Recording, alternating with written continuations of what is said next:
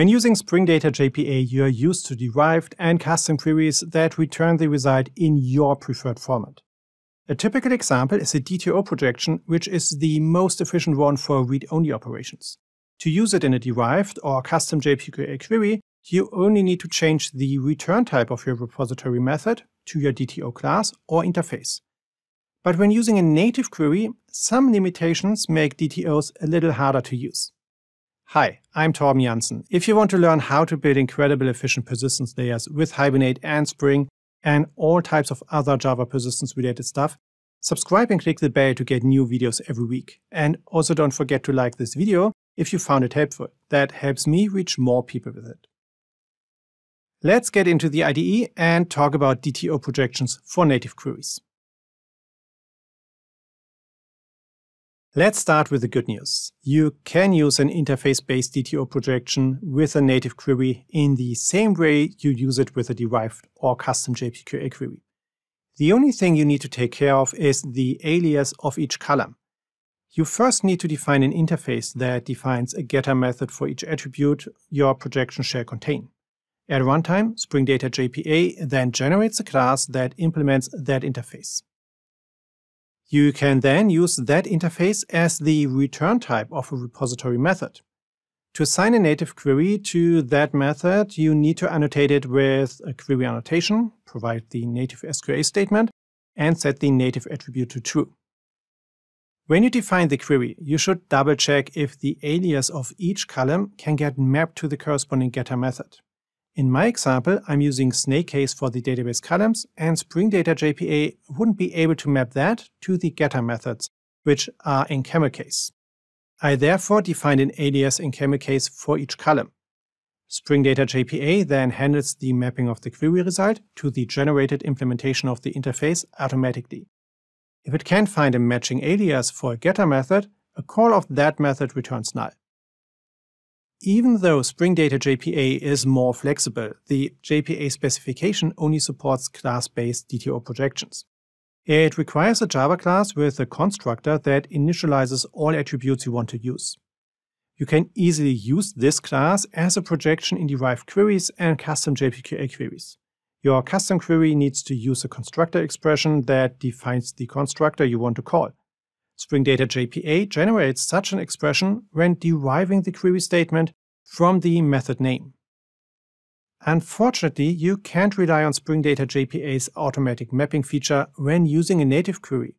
It throws a converter not found exception similar to the one you can see here. You have two options to avoid this exception. You can define and reference a named native query with an SQL result set mapping. Or you can use the fragment interface to provide your own implementation of a repository method. Fragment interfaces are by far the most flexible approach to add your own functionality to a repository. It enables you to provide your own implementation using all features and APIs defined by the JPA specification and provided by your persistence provider. But it also adds unnecessary complexity to your project if you only want to use a class-based DTO projection.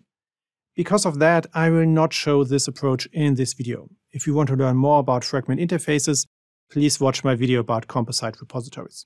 You will find it here and in the video description below. Defining a named native query and an SQL result set mapping is by far the easier approach and the one I want to show you in this video. As explained in a previous video about using named queries with Spring Data JPA, for every repository method, Spring Data JPA checks if there is a named query with a name that follows the pattern entity class name dot method name. If it finds a named query or named native query annotation with that name, it instantiates and executes that query instead of deriving the statement from the method name. I use that feature in the repository definition, which you can see here, to execute a named native query with the name chessplayer.findPlayerNameDTO by ID _ named. I defined that query together with a constructor result mapping on my chessplayer entity class. As I explained in great detail in my result set mapping series, which you will find in the description, the SQL result set mapping annotation enables you to define the mapping of a native query result to entities, DTOs, scalar values, and any combination of these three. In this case, I use it to define a constructor call of my player name DTO class and tell Hibernate to provide the columns first and last of the result set as parameters. You can reference an SQL result set mapping in the definition of your named native query. The mapping gets automatically applied to the result set when you instantiate and execute the query.